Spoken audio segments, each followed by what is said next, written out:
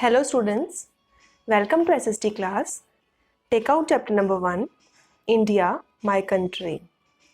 In this chapter, we will discuss about our country, India, its location, its physical features like northern mountains, northern plains, great Indian desert, etc., and about its states, union territories, and its capital. So let's focus on the objectives of today's topic. First objective is to know about India, and second, to know about the location of India. Before beginning with the reading of the chapter, let's know more about India. So India is a great country where people speak different languages, but the national language is Hindi. India is full of different castes, religion and culture, but still we live together. You can check in your surrounding also. For example, in your class, students of different religion, castes study together. And this is the reason India is famous for the common saying of unity in diversity. India is the seventh largest country in the world, and at number 1 is Russia. India has the second largest population in the world, and India is also known as Bharat, Hindustan, and sometimes Aryavat. Tiger is the national animal of India. Peacock is the national bird of India. Mango is the national fruit of India. And Jana Gana Mana is the national anthem of India. Vande Mataram is the national song of India. And a national sport is hockey. So after having an overview regarding the chapter, let's focus on the terms. And the first term is mountain, which means high hill with pointed peak. Then population, total number of people living in a country.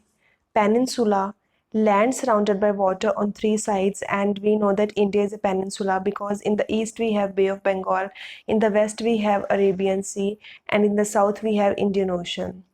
Then we have plains, flat and fertile land, plateau, high flat tableland with rocky and an uneven surface, desert, dry and sandy area, bay, a water body surrounded by land on three sides, for example, Bay of Bengal.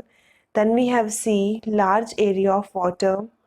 Then ocean, huge water body, for example, Indian Ocean. Then coast, an area near the sea or ocean. Union territory, an area governed by central government. Island, land surrounded by water on all sides. Subcontinent, an area separated by natural boundaries, for example, Indian subcontinent. Let's start reading from book. India is the most diverse nation in the world. In area, it is the seventh largest country in the world. In population, it is the second. Geographically, it stretches from the Great Himalayas in the north to the peninsula in the south. Within these limits, it has tall mountains, fertile plains, uneven plateaus, a hot dry desert, and a long coastline. So underline diverse in the first line and write mixed, and underline fertile in the fourth line and write rich, and underline uneven and write stony. And encircle peninsula, mountains, plains, plateaus, desert and coast, as these are our terms. So this paragraph means that India is mixed nation in the world, like people of different religions, castes live together and also speak different languages. It comes at 7th number in terms of size in world and in population at second number. And if we talk about physical features, then we get Great Himalayas in the north and peninsula in the south. And peninsula means land surrounded by water on three sides. At east side we have Bay of Bengal, at south side we have Indian Ocean, and the west of India is Arabian Sea. That is why it is known as peninsula. So India is also blessed with tall mountains like Himalayas, fertile plains like northern plains and the coastal plains. And the plains are very helpful in agriculture and provide fresh waters, and maximum development is seen in the plains only.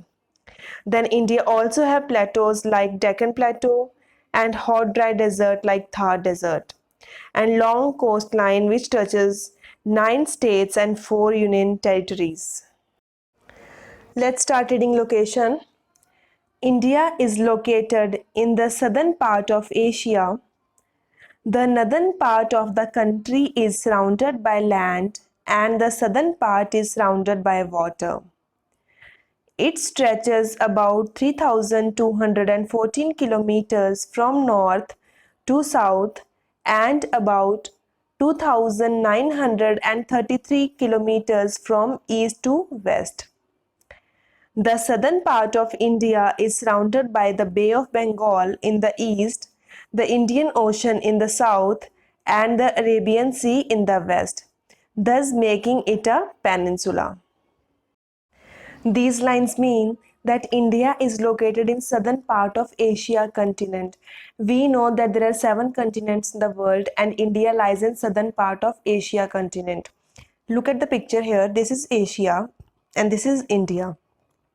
So it is clear from the picture also that India lies in southern part of Asia, right? And northern part of India is surrounded by land and southern part is surrounded by water, right? And the measures between north to south is 3,214 kilometers and from east to west it is 2,933 kilometers, right? And as I told earlier in the book paragraph and in the terms also that India is a peninsula, as in the east we have Bay of Bengal and in the west we have Arabian Sea, in the south we have Indian Ocean, thus making it a peninsula. Let's read further. India has common land boundaries with Afghanistan, Pakistan, China, Nepal, Bhutan, Myanmar, and Bangladesh. The island nations of Sri Lanka and Maldives are our neighbors across the sea in the south.